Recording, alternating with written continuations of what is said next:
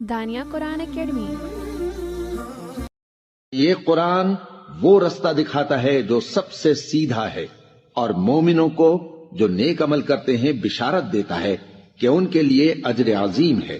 نحمده ونصلي على رسوله الكريم، اما بعد فاعوذ بالله من الشیطان الرجیم، بسم اللہ الرحمن الرحیم۔ السلام علیکم ورحمۃ اللہ وبرکاتہ۔ امید ہے آپ سب خیریت سے ہوں گے، انشاءاللہ جہاں ہوں گے ایمان اور صحت کی نعمت سے مالا مال ہوں گے۔ ہاں جی، تو آغاز کرتے ہیں ہم اپنے آج کے سبق کا دعاؤں کے ساتھ، تو چلیے شروع کرتے ہیں۔ اللہم صلی علی سیدنا و مولانا محمد وعلی آل سیدنا وعلی آل سیدنا و مولانا محمد وبارک وسلم۔ رب اشرح لی صدری ویسر لی امری واحلل عقدۃ من لسانی یفقہوا قولی۔ رب زدنا علما رب زدنا علما رب زدنا علما۔ اعوذ باللہ من الشیطان الرجیم، بسم اللہ الرحمن الرحیم۔ فَقُلْ هَلْ لَكَ إِلَىٰ أَن تَزَكَّىٰ۔ فَقُلْ، فا کے اوپر زبر لگی ہوئی ہے، قوف کے اوپر پیش ہے، آگے لام کے اوپر جزم آنے کی وجہ سے لام ساکن ہو گیا۔ جو فا کے اوپر زبر ہے تو کیسے پڑھیں گے؟ فا زبر فا، قوف کے اوپر پیش ہے، لام کے اوپر جزم آنے کی وجہ سے جب لام ساکن ہوا ہے تو اب ہم نے کیا کرنا ہے؟ قوف کو لام ساکن کے ساتھ ملا دینا ہے۔ کیسے؟ قوف لام پیش قل فقل۔ ہاں جی، آگے کیا ہے؟ ہاں کے اوپر لگی ہوئی ہے زبر۔ ہاں جی، آگے کیا ہے؟ لام کے اوپر جزم لگی ہوئی ہے، آگے یہ لام کے اوپر شادہ لگی ہوئی ہے۔ اب جزم والا حرف اور شادہ والا حرف دونوں ساتھ ساتھ ہیں، یعنی کہ ساکن اور مشدد حرف دونوں ساتھ ساتھ ہیں۔ جب اس طرح دو حرف ساتھ ساتھ ہوں پھر دیکھا جاتا ہے کہ وہ دونوں حرف ہیں کون سے۔ تو یہاں جب ہم نے دیکھا ہے دونوں حرف سیم ہے، ٹھیک ہے، یعنی کہ دونوں کی جنس بھی ایک ہے، دونوں حرف بھی ایک ہیں، لام یہ بھی ہے، لام یہ بھی ہے۔ اب جب اس طرح کے دونوں حرف سیم ہوں تو پھر کیا کرتے ہیں کہ وہ پہلے والے کو اس دوسرے والے لام کے اندر ادغام کر دیتے ہیں۔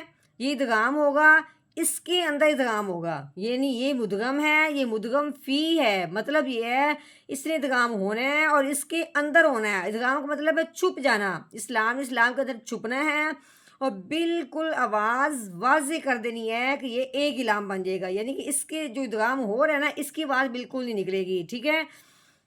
جیسا کہ اب ہم نے ہا کو اس لام کے ساتھ ملانا ہے، ہا لام زبر حل، اب لام کے اوپر زبر ہے، لام زبر لا، حل لا، ٹھیک ہو گیا۔ یہ مشدد حرف ہے اور مشدد حرف جو ہوتا ہے وہ ہمیشہ دو بار پڑھا جاتا ہے، پہلے وہ پچھلے والے کو اپنے ساتھ ملاتا ہے، پھر اس کے بعد جو اپنی اس کی اعراب ہے زبر زیر پیش ہے وہ پڑھی جاتی ہے، ٹھیک ہے۔ کاف زبر کا، حل لا کا، اگر الف کے نیچے زیر ہے، الف کے نیچے زبر زیر پیش آ جائے اس الف کو الف نہیں پڑھتے، حمزہ پڑھتے ہیں۔ کیسے؟ حمزہ زیر ای۔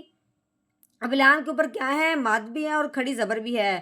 لام کے اوپر مد آنے کی وجہ سے اب ہم نے اس کو کتنا لمبا کرنا ہے؟ یہ جو چھوٹی مد ہے یہ 2 الف کے برابر بھی لمبی ہوتی ہے، اس کے بعد آگے کھڑی زبر ہے، اس کی وجہ سے اب ہم نے اس کو کیا کرنا ہے؟ 3 الف کے برابر لمبا کرنا ہے۔ یہ جو یا ہے یہ کھڑی زبر کی وجہ سے آئی ہے، اس کو پڑھنا نہیں ہے، یہ لکھنے میں آئی ہے، ٹھیک ہے۔ اب اس مد کو اب ہم نے کتنا لمبا کرنا ہے؟ 3 الف کے برابر۔ اس مد کو پڑھنے کے سے پہلے آگے جب دیکھا ہے آگے کیا ہے؟ الف، الف کے اوپر زبر آنے کی وجہ سے الف حمزہ بن گیا۔ अब जब मद के फ़ौरन बाद हमज़ा आ जाए, मद के फ़ौरन बाद हमज़ा आया है, ठीक है, आया अगले कलमा के शुरू में है, उसी कलमा में नहीं आया, आया अगले कलमा के शुरू में है, लेकिन दोनों के दरमियान में कोई दूसरा और हरफ नहीं है, ठीक है। यानी कि अब हमने क्या करना है, इस मद को नाम देना है मद मुनफसिल का, यानी इस मद और हमज़ा के दरमियान हल्का सा फासला है लेकिन और तीसरा हरफ नहीं है, जिसकी वजह से इस इस हमज़ा की वजह से अब हमने इस मद को 4 अलिफ के बराबर लंबा करना है, क्योंकि इसका नाम क्या पड़ गया, मद मुनफसिल।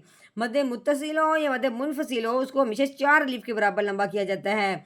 अब कैसे पढ़ेंगे, ला मद खड़ी ज़बर ला, इला। हाँ जी, अब हमज़ा को अब हमने मिलाना है नून साकिन के साथ। नून साकिन जब होता है तो अगले हरफ को ज़रूर देखते हैं कि अगला हरफ आया कौन सा है, क्योंकि नून साकिन के बाद हरूफ हल्की आए या लाम और रॉ में से कोई हरफ आए तो फिर नून साकिन पे गुन्ना नहीं करते। अब यहाँ पे जब हमने देखा ये ता है, ता ना तो हरूफ हल्की में से है ना लाम और रॉ में से है, अब हमने नून साकिन पे गुन्ना करना है, वो भी कौन सा, इख्फा का। अगर गुन्ना होगा तो इख्फा का होगा, नहीं होगा तो फिर हम इजहार के साथ पढ़ेंगे। तो कैसे पढ़ेंगे, हमज़ा नून ज़बर आओ, अन नहीं करना, अन ज़ाहर है, इजहार है, हमने इख्फा करना है। आओ, ता के ऊपर ज़बर है, ता ज़बर ता, जा के ऊपर ज़बर लगी हुई है, आगे काफ के ऊपर 3 दंतों वाली शाद लगी हुई है। अब अपने जा को काफ मुशद्दद के साथ मिला देना है, जा काफ ज़बर ज़क, ता ज़क, काफ के ऊपर खड़ी ज़बर है, खड़ी ज़बर आने की वजह से आगे या भी है, या मैंने पहले भी बताया है खड़ी ज़बर के साथ आती है लेकिन वो पढ़ने में नहीं आती। काफ खड़ी ज़बर का, तज़क्का। अब हमने करना है वक़फ़। वक़फ़ की सूरत में आखिर वाले हरफ में तब्दीली होती है, कहीं कहीं नहीं भी होती, जहाँ के अब नहीं होगी। अब ये जो खड़ी ज़बर है ये वैसे के वैसे रहती है, इसमें कोई तब्दीली नहीं होगी, ठीक है। सिर्फ हमने अपना लहजा नीचे को लेके आना है, जिससे मालूम होगा कि यहाँ पे बात मुकम्मल हो गई है। कैसे के आगे वक़फ़, तज़क्का तज़क्का, फ़क़ुल हल लका इला तज़क्का।